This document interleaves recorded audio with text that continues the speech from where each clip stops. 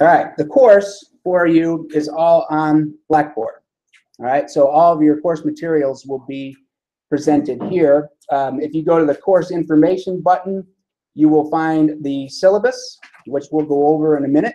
All right, so you can, that'll have your tentative course schedule and all the details of the course. I see some of you have already found that, and that's great. I also want to let you know that there will be other things in here that are really important to you. For example, the course documents page. Oh, you're not looking at this, sorry. The course documents page is going to be probably the most important one for you, because what I'll do is I'll put readings up there, and I'll put a bunch of other types of there's some old lectures and things like that if you want to review something. But essentially what I'll do is I'll put all sorts of information up there for you so you can come to class prepared. So after today, I'm going to talk to you about what's going to go on in this course. I'm going to expect you to go up there and take a look at some of this information about these websites or some of these documents that I put up there, so that you will come to class on Friday prepared to have an informed conversation. Everybody get that attendance sheet? Anybody not get it? Okay. Thanks. All that information is under course documents. I'll instruct you where to find that information as time goes on. So course information is important. Course documents is important. Assignments, obviously, is going to be important as well, because I'll give you your first assignment today. We'll start talking about that. And then under discussions is where I'll put all of the course lectures, okay? So that every time we have class, do your best, man. Every time we have class, I will post the lecture here under discussion, and then you can, if you have to review the lecture, great, go back and review the lecture. If you miss class, you can go watch the lecture. If you've got questions about anything, it's always great to go back and review what I said, just so you make sure that you have a handle on all the information that's there. But all that stuff will be up there, all on little YouTube videos that I'm doing right now, okay? All right, so let's talk about the course and the syllabus and everything that you're going to have to be responsible for. So here's the class information at the top of the page. As you can see, we're in 208 right now. I teach this class immediately following this in 202, which is down the hall. If any of you are free at 10 o'clock and want to come to that section 2, feel free to attend that section instead of this one. I mean, I'm doing the same class back to back. So if you are free, or maybe let's say you miss class, you get somebody texted me this morning and said, hey, I'm stuck in traffic. If you miss this 9 o'clock start time, come to the 10 o'clock class. I don't care. I'm not going to take attendance in this class. I don't care if you're here or not, because if you're not here, you're going to struggle and probably fail, right? So I'm assuming that you will be here, because if you're here, you're going to know what's going on. You're going to be able to do the work that I'm asking you to do, and you're going to be able to ask questions. We're going to be able to work together, and eventually you'll be successful, all right? So it's in your best interest to be here in class. If you want to fail, go ahead and fail. I don't really care, right? I mean, that's up to you. The texts for the course now have changed. It used to be this Writing for the Health Professions text, but we decided to go and do another Writing for the Health Professions text, because that one was getting old, outdated. So this is the new one. This is available to the bookstore, right? It is probably not available on Amazon yet, simply because it hasn't been out long enough to go to a third-party distributor. So this book, brand new, first semester that we're using it in the bookstore. Anybody see this already? Do you have it yet? All right, good, great. So make sure you've got that. All right, everybody who is in PT is going to need this as well, the AMA manual. Now, the AMA manual is not necessary until we get to really paper 3, all right? So you can get by without it until almost mid-semester. So if you're tight in your budget right now, I know this thing's expensive. Part of the reason why I went to this publisher for this book, because it's a lot less expensive. The other one costs over $100. This one costs $30 or something, right? So I'm trying to save you money by doing this. But this book I have no control over. If you want to share this text with somebody, great, go ahead and do that. I don't care. But you all need it, and you're going to need it for upper division, right? You can't survive in your PT 554 or any of those other courses without the AMA manual, because everything will be dictated through this, okay? So this is a course that's really prepping you to be able to succeed in those upper division courses when you're getting into the research component. Any questions so far about what you need? All right. If you are not PT, anybody in here not PT? Anybody here PA or AT? Healthcare studies, psychology? All PTs. Okay, good. Those people would have could possibly use the APA. We're going to write 6 papers. We're going to have quizzes. We're going to have class participation. We're going to have these 5 papers that are going to be worth this amount of points in terms of scale, right? So your very first paper is going to be worth nothing, right? It's going to be a learning experience. You're going to write a paper about a very difficult subject. I'm going to expect you to struggle with the assignment. I'm going to expect you to struggle philosophically with what's going on in the assignment, but I'm also going to expect you to struggle with the writing components. It's okay. I don't expect you to come in here knowing how to write well. If you knew how to write well, you'd be teaching this course, not taking it, right? So you are going to come here, struggle with paper number 1. You're going to get lots of feedback from me about what you're doing right, what you're doing wrong. And so that when you write paper number 2, that one's only worth 5 points, 5% of your 90% of your grade, right? And as you can see, the papers get increasingly more weighty as the semester moves on, meaning that papers 4 and 5 are the ones that are most important for the semester, which is good for you, because if you don't know what you're doing or you're having a tough time getting going in the course, you're not going to jeopardize the course by taking bad grades early. One of the things that I do need to draw your attention to, though, is the fact that November the 6th is the last day to withdraw from this course. All right, so pay attention to this date, because that date is the same day that paper number 4 is due. All right, paper number 4, which is the big one in terms of point value, is due on November the 6th, the same day that you can withdraw from the course. So let me just put this out there now so that everybody has a firm handle on this, right? If things aren't going well through the first 3 papers, right, you should be able to get a handle on whether you are going to be able to compete in paper number 4 at that point in time, right? You may need to make that decision, right, at paper number 3. If you don't have any passing grades yet, right, paper number 4, if you're not willing to turn things around dramatically, right, then you may need to make a hard decision at that point. I teach the course in inter semester. I teach the course in spring semesters. I mean, there's opportunities for you to retake the course. I'm just telling you that November the 6th is the day, and it's not like you're going to have paper 4 returned to you with your grade so that you know what grade you have, whether you're going to be successful in the course or not. See the problem with the date on that? Okay. So I just want everybody to know ahead of time where that kind of finish line is, November the 6th, when paper number 4 is due. Any questions about this? Okay, good.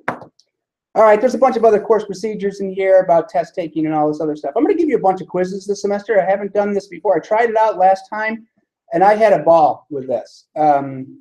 Giving quizzes every day. I thought it was great because it really told me who was paying attention, and it really, what it did was that it built a recognition of where your weaknesses were, especially with those grammar issues, right? And I'm, as you know and heard stories, right? Grammar is a component of this course, and I'm going to, come in here probably on a daily basis after we talk about something in class or I give a reading or something. I'm going to do a 5-minute quiz at the beginning of the class time. Yeah, you can submit your answers by phone or do whatever kind of fancy electronic stuff we've got. We can have some fun with that. I don't know. You all like technology. So we can do those kind of things, right? I mean, which is going to tell me whether you're doing the readings, right? And I know that all of you can read, right?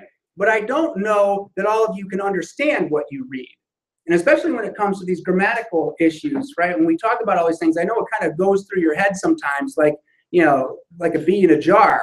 Right? You need to make sure that what you're reading is sinking in and that you can apply what you've read to what you write. That's the hard part. So I need to be able to monitor whether you're doing the work throughout the course of the semester, and that's going to be done by frequent quizzing. All right.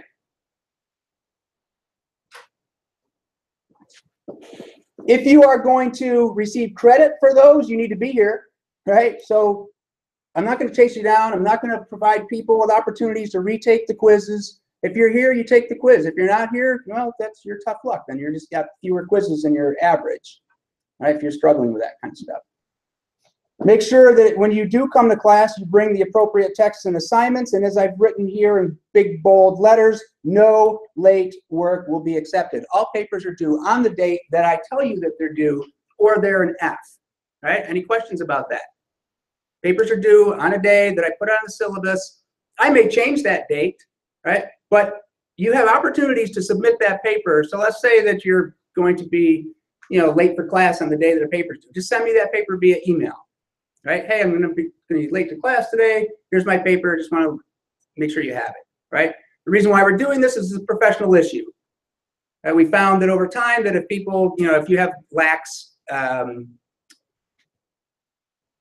schedules, that you tend to take advantage of that. And that carries over into your professional lives, and we can't have that, right? Especially those people who are going into medicine. All right.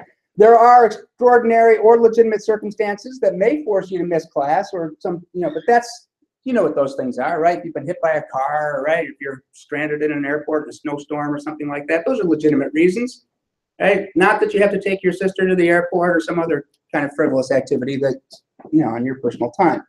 All that stuff is governed by the college's policy on absences. Don't bring cell phones and those kind of things in class because I don't want them going off. It's okay to have computers in class. If you want to take notes via computer, that's great. You can. I just don't want them to be a distraction. Everything, as I said, will be posted to Blackboard. If you miss class, you know where to find that stuff. All your papers are going to be printed out, double-spaced, standard 8.5 sheets of paper, right?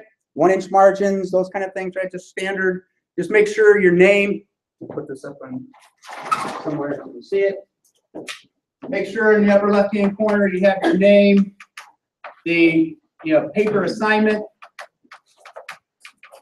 your date, and the section that you're in, so I know where to put the grade book. Okay?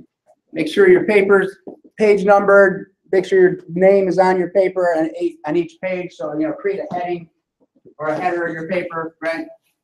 So in the upper right-hand corner, you can have your last name, right? 1-inch margins all around, except this side over here can be 1.5. Please make this unjustified, that right-hand margin. Do not justify that right-hand margin so that it looks like a newspaper column, right? Because AMA has specific requirements about spacing. You cannot allow the computer to create extra spaces in your lines because the AMA says those things don't exist. All right? So make sure that you're following format restrictions. Everything will be governed by the AMA manual for you, so you can look up those rules if you want in those situations. Make sure you staple or paperclip your papers just so that they fall apart. I can make sure I can get them, and make sure I can read them. All right? Make sure that you print them out on something that's readable. Now, this is something that's different this year.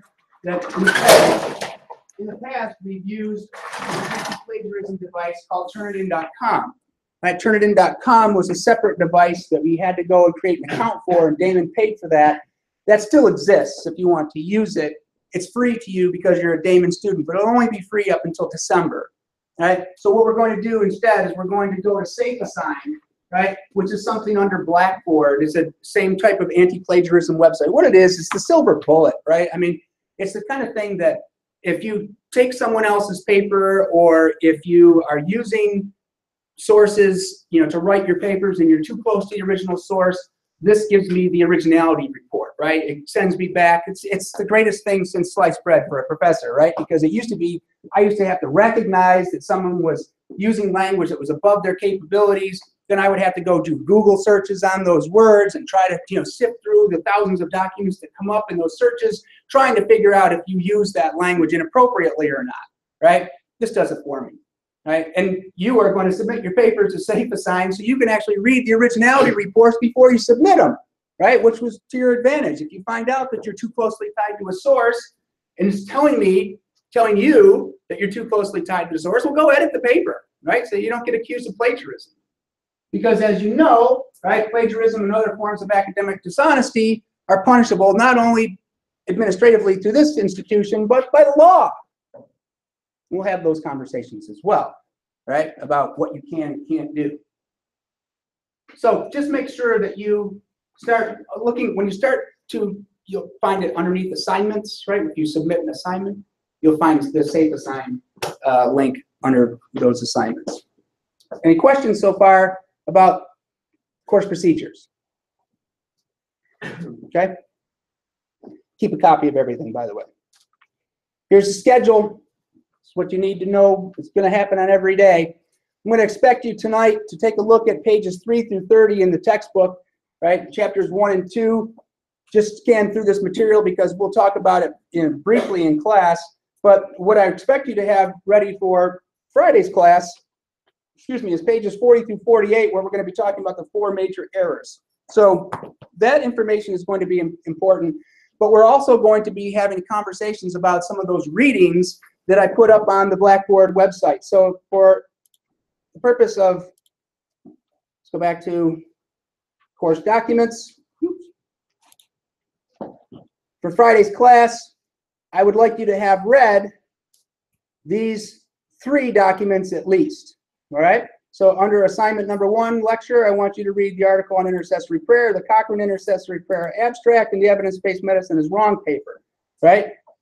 Under course documents, you have those things read and have that chapter on 4 major errors read so that we can come together on Friday and start having some serious conversations about how to complete your first assignment. All right?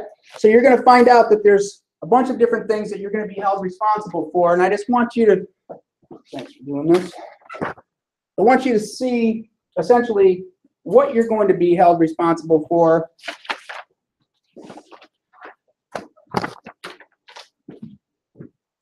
in terms of objectives of the course. So there's 6 objectives in this course that you need to be prepared to meet.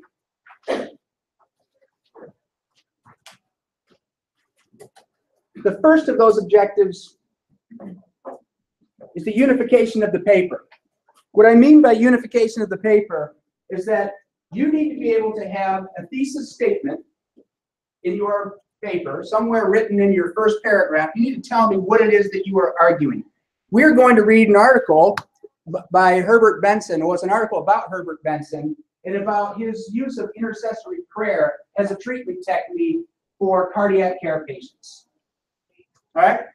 And what we're going to try to argue in this paper is whether you think something like prayer, now intercessory prayer means that it's being used in conjunction with medical techniques. No one is out there suggesting that we're throwing away medicine and just praying for people, right? Benson is suggesting that prayer as a complement to Western medicine can be an effective tool to help people recover from cardiac events, all right? He did a study on it. He got paid millions of dollars to run a study on thousands of people across the country. What do you think his results were? Studying, he found a, you can read the article, you can provide all the criticisms you want, but he hired people to pray for thousands of people who were sitting in a cardiac care recovery unit. What do you think he found in terms of his research? How did the people respond to the prayer? Do you think he found anything? Go ahead, tell me what you think. I think that he found that maybe they got comfort from it. Well, how could you measure comfort? And remember, Benson's a scientist. He's trying to measure things. He's trying to measure evidence, right? He's trying to create evidence that prayer did something. So how would Benson be able to evaluate whether there was some type of benefit from the prayer? What could be a measurable outcome to his scientific study? What do you think he was measuring?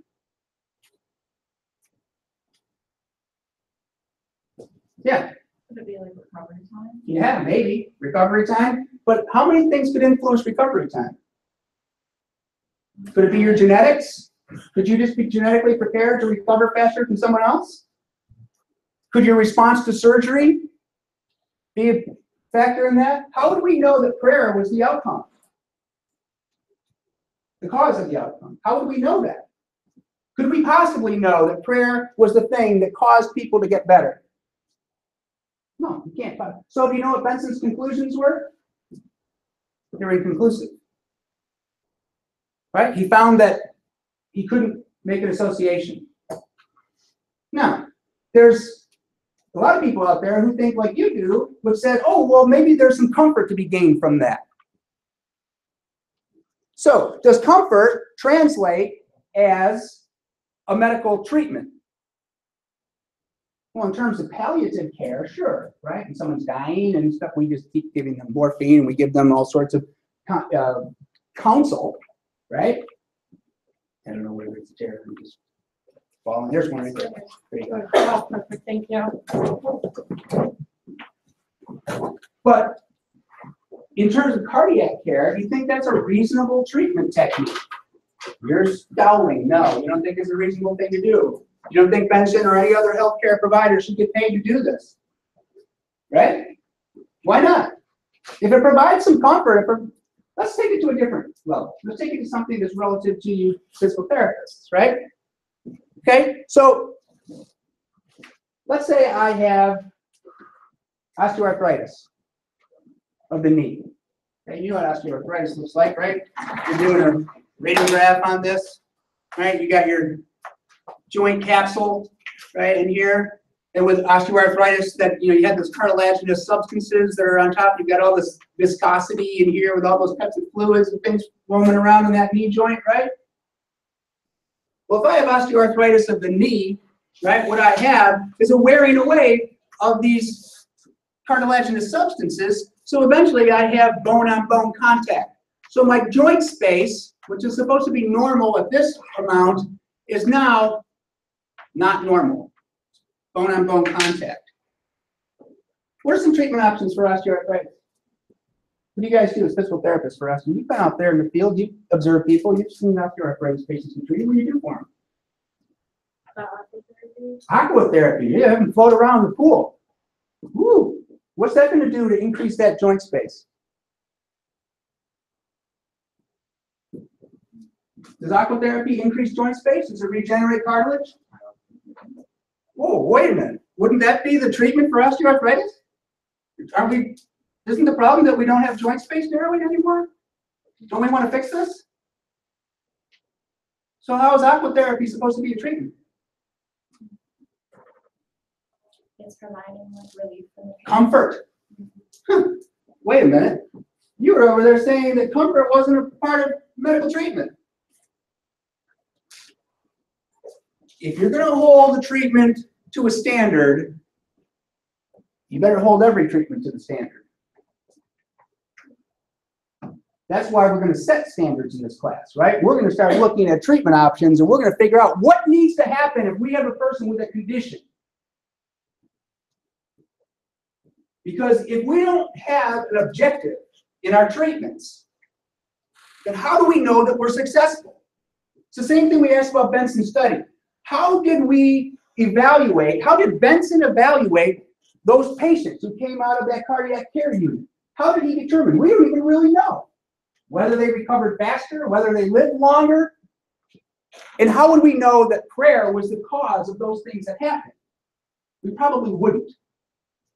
But that's the reason why we have statistics, right? And that's why stats are going to become a very important part of this class and your understanding of research, because we have two things that we operate by in research. Clinical outcomes, right? What the measures of success are, and then the statistical validation of those clinical outcomes. Without the stats, we can't have meaningful data. In other words, the stats verify that the treatment caused the outcome.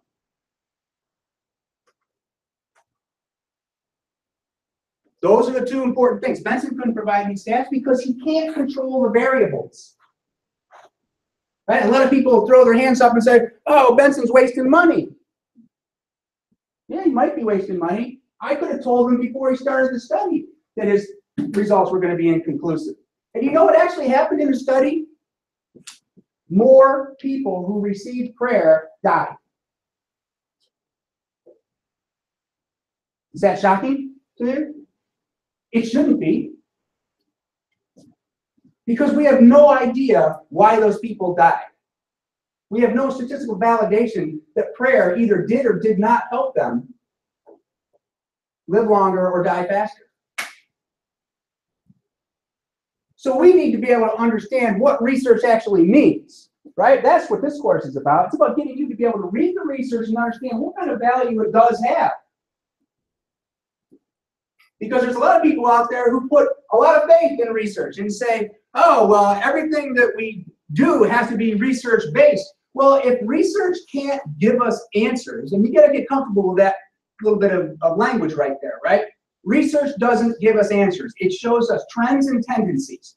No one is out there telling us that, hey, I did a study, and therefore, because I did the study, we now do it this way. It doesn't happen that way because the human condition is variable, right? That's the problem. Not every person is going to respond to every treatment the same way.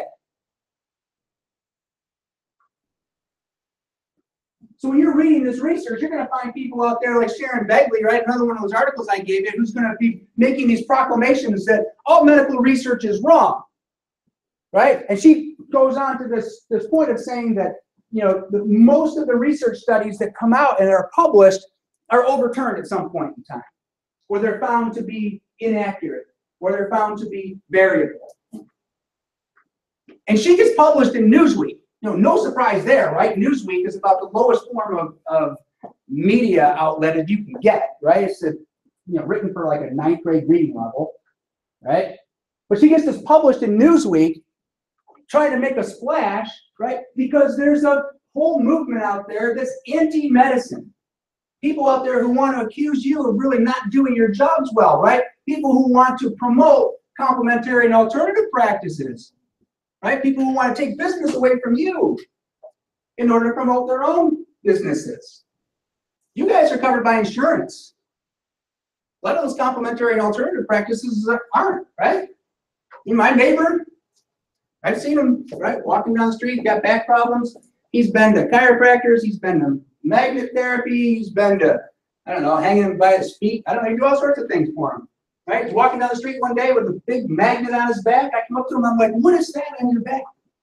And he's like, I said, revolutionary treatment for my back pain. You know, I'm just like, half of me wants to scream out and just say, are you insane? What is that going to do for you? But the other half of me says, if it works for you, if you think you're getting relief from that, is that okay? Maybe. We'll talk about next time the glucosamine chondroitin phenomenon for things like osteoarthritis of the knee, right? A $4 billion a year industry. You know, glucosamine chondroitin, any of you heard of that stuff, right? Just buy it in the GNC or that kind of stuff, right? Yeah, it's a substance that it's supposed to regrow cartilage. Have you ever seen the scientific studies on glucosamine chondroitin? Where they bathed cartilage in glucosamine substance for 10 years. How much growth do you think they got? None. But the science is out there, but people still swear by it. Why is it a $4 billion a year industry? Billion dollars, right? I've been saying $1 billion. People are spending on glucosamine and chondroitin for something we know scientifically doesn't work. Why are people using it? The same reason they use prayer. Right? If they think it works, does it work? So this is going to be the dilemma that we're going to write about in paper number 1. We're going to ask you, do you think that prayer, or any of these other types of complements and alternatives that are out there, do you think that those practices have a place in medicine? Can you support those practices in medicine? And you're going to take one side or the other. Try and argue it out. And believe me, whatever you argue, I've got a counter argument for. There's no winning in this. But that's not the purpose of the assignment. The purpose of the assignment is to see how well you can strategize an argument and how well you can articulate it, as well as write by the rules of the writing rules that we've established here. So this issue about unity, which I'm talking about here, go back to that point, means that what I'm expecting you to do is I'm expecting you to establish that, hey, I've got an introduction, and in that introduction, I'm going to give me some background information, I'm going to have my thesis, and then I'm going to go with a bunch of body paragraphs here that are all going to be points that are going to back up that thesis statement, right? Everything that I do in my body paragraphs has to reinforce that thesis statement. If you're writing a paragraph and the paragraph is not clearly reflecting the thesis statement, why am I reading it? The whole purpose of your paper is to tell me whether medicine belongs or whether prayer belongs in medicine or not. And if you're writing a paper and you start off on a paragraph about your Aunt Sarah and what she did, right? I'm going to say, what's the relevance of this to Aunt Sarah and her response to prayer or her failure to respond to prayer? What's the relevance of that to this point? Is one case a reasonable sample of evidence? Is it? Right, of course not. So why write about it? Right? If you tell me that there's a case out there where someone prayed for someone else and they miraculously recovered, right? Does that mean that that's going to help everyone? No. So it's a faulty form of argument. Why would you want to demonstrate that in a college paper? You're going to find out very quickly here that a lot of papers that you wrote in classes before, you know, you can kind of come up with your own fanciful thinking and do lots of other creative, you know, ways of problem solving. But here, I'm asking you to be reasonable and logical, right? I'm asking you to operate by the standards of your profession. Right? This is preparing you for the real world, right? Okay. So let's talk about some other issues, right? As I mentioned on Friday, we're going to talk about grammar issues. But before I get there, I want to talk to you about this issue, which is the issue of coherence. And what I mean by coherence is that can you, oh, by the way, by the end of this thing, you have your introduction, you're going to have a conclusion, which is going to reinforce the main points out of here, right? So this is standard, right? You learned this in second grade, right? I hope you did. I'm not asking you to split atoms here when it comes to organizing a paper. Right? But coherence means that you've got a point that you want to start at, which is point A, and you want to get to that point by the end of your paper, which is point B, right? Coherence means that you can logically and coherently, fluidly follow an argument through its logical path. I can't have you just jumping around, coming up with new ideas in the middle of a paragraph or between sentences or just changing gears or just going off topic. All I'm asking you to do is to start on a path and follow it through. It's pretty simple. But these are just basic expectations that I'm having for you, okay? I'm also going to expect that you know how to write and complete sentences, right? There's going to be primary and secondary grammar rules that we're going to cover. Right? Primary rules being the four major errors, things like subject verb disagreement. I'll write these out for you because you're going to be reminded of these things tonight when you read your paper. Subject verb disagreements, comma splices, run-on sentences, and sentence fragments, right? The college tends to agree with me on this in that we expect you to graduate from college with the ability to understand basic grammatical structures so that you can write and complete sentences. If you can't, you should fail. Right? It's the same thing here. If you can't unify an argument, if you can't come up with a thesis and follow it through, you shouldn't be able to pass that paper. If you can't coherently and fluidly follow an argument through its logical path, you shouldn't pass that paper. If you can't write and complete sentences, you shouldn't pass that paper. Right? There's secondary grammar errors in here too, which aren't worth as much, but are essentially the same kind of thing, right? If you think about this, there's the reason why rubrics fail in writing classes. Does anybody ever take a writing class where they give you a rubric and they tell you, oh, 10% is worth grammar and all this kind of stuff? What a farce that is. That doesn't make any sense. You mean to tell me that if grammar is only worth 10%, if I don't put 1 mark of punctuation in my paper, I don't have a capital letter, I just run a bunch of sentences together, you would accept that and give me a 90? Of course not. Each one of these objectives is in and of itself a component of writing effectively. If you can't meet these objectives, you can't pass the paper. I'm not talking about meeting one of them, like a rubric does, right? I'm saying that you can't pass the paper. If you can do all 6 of these things, which I'll get to the other ones in a minute, if you can do all 6 of these things well, that means you can get a C. If you do them exceptionally well, you can get an A. All I'm asking you to recognize is that we have some fundamental components of communication that all of you need to be able to meet. These 6 things are those. There's another factor in here that I need you to know, and that's the issue of diction, which means, can you use language that's appropriate to your profession? I don't know how many times I've ever heard a student say to me, I wish I had a computer that I could just talk into and type everything that I say. And I always say, that's a great way to get an F. Because writing is not the same as speaking. Writing allows you time to think about the words that you have available to you and to use the right words, to use the correct forms. To write effectively means that you're thinking critically and you're using language that's going to reflect that critical thinking, right? It's not about conversation. We're going to spend weeks in this class teaching you how to avoid conversational language.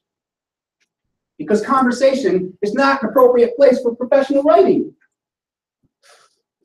If you write like you speak, expect to fail. Simple. So these 4 things are basic components of writing. And then there's 2 other ones, information literacy and the presentation of research, which are obviously research components, right? Information literacy means, can you read research and understand it and then effectively talk about it, right? Because I'm willing to bet, right? There's lots of you in here, who can read things, but don't really understand what you're reading. So this is going to be a challenge to you because you're going to now need some help, right? You're going to have to sit down and plow through those research articles. You're going to have to start going back to those statistics textbooks. You're going to have to start thinking critically about everything that these people are saying because we know that they don't have answers in that research study. We know that every study is flawed. This is the reason why Begley's article drives me nuts, right? Begley's out there saying, oh, everything in research is wrong. Everything gets turned over. And my response to that is, of course, because that's what research does, right? 80% of research that's published, right, this whole part down here is all lower level studies, things like case studies, things like cohort studies, right? Nothing is randomized and controlled and done in a super scientific environment, right, where we call an RCT randomized controlled trial, right? Only a small fraction of things are done at this level, right? Less than 20%. So 80% of everything that's published, right, is really faulty. Doesn't mean that it's wrong. All it's doing is establishing trends. And this is what you have to understand, right? That evidence-based practice, right, whatever evidence is showing trends and tendencies. In other words, no one's coming out and saying, I've got answers, but people are saying, hey, here's an idea, and someone else is going to say, I'm going to build on that idea, and someone else is going to say, I'm going to build on this idea, and someone else is going to say, I'm going to go in this opposite direction, so that by the time you consider all of this, right, here is your evidence base. That you're going to see people moving from, working off of other studies and people almost coordinating their ideas with each other or arguing against each other in order to come up with some semblance of someone trying to find an answer to our problem. But they're going to measure things in different ways. They're going to use different tools to evaluate. Does it mean that they're wrong? No, it's just one more tool in the box for trying to establish an evidence base. There's not one study out there that solves our problems for us. It doesn't exist. It never will. You need to recognize that evidence is a body of evidence. So the things we're going to be starting off with here in the first part of the semester, somebody's going to limit your research to 1 or 2 articles, right, in the first couple of stages that we write about. But that's just to get you able to read the research and understand it. Once we get to papers 4 and 5, then I'm going to say, go out there and find everything. Go get your evidence base, pull it all together, and make your argument. And that's what we're going to do. You're going to pick treatment, you're going to pick conditions, something relative to physical therapy. You're going to start looking at all the treatment options that are out there. You're going to come up with ideas. You're going to say, all right, if I've got all these treatment options, how am I going to evaluate these treatment options? What do I need to see happen for this condition in order to determine this condition is now treated? So you're going to have to come up with all these criteria. You're going to have to do some thinking. You probably have to talk to people in your field. That might be a smart thing to do. My point is that this course is going to challenge you intellectually. You need to be able to sit down, read, think, and then write it out in a logical, coherent form. So this whole bit about information literacy, can you read it and understand it? Can you use it? That's what we're after there, right? A lot of people use information literacy as, can you find sources, right? Can you go out there and find sources? You'll know what good research is simply by looking at the types of studies that are being produced. And then the presentation of research is, can you follow me in?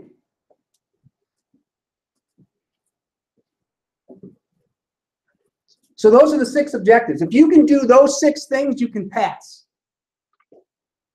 If you can do those 6 things well, you can get an A.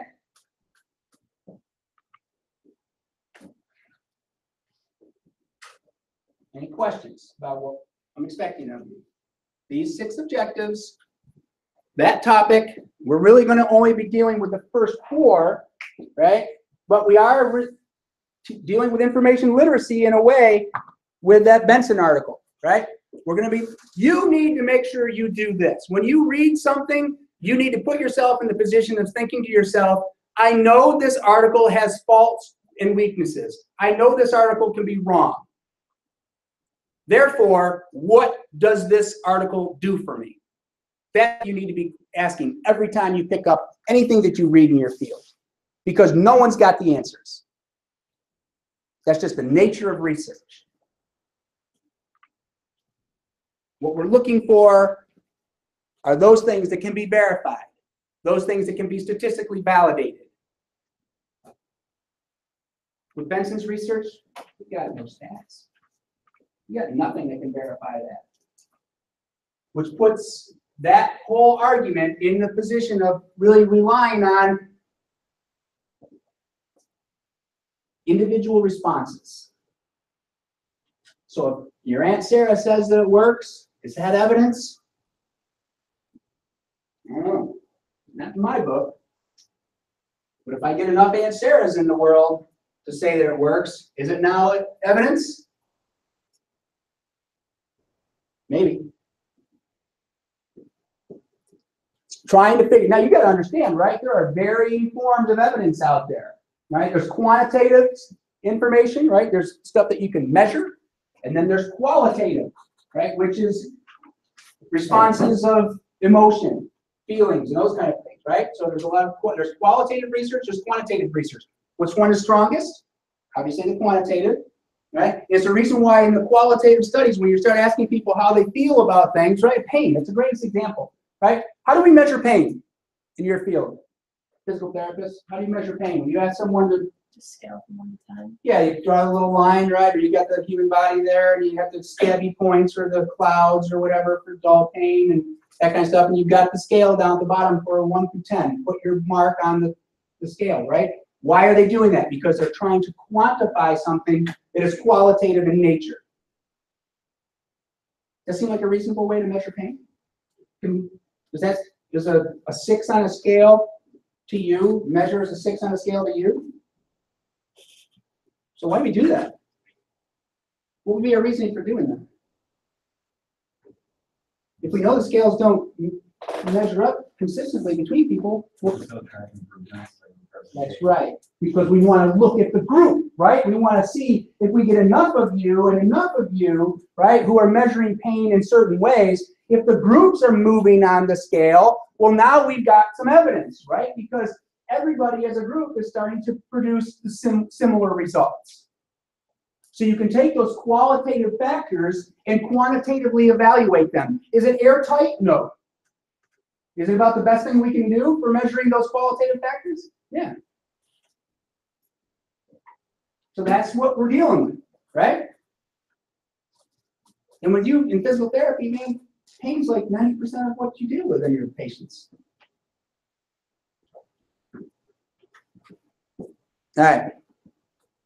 Come Friday, I'm going to start talking about this article, about your responses to this article and your arguments for why you should or shouldn't include prayer or any of these other complementary alternative practices in the medicine. And I also want to start on, spend a few minutes with those 4 major errors, right? I mean, those grammar issues are going to be big.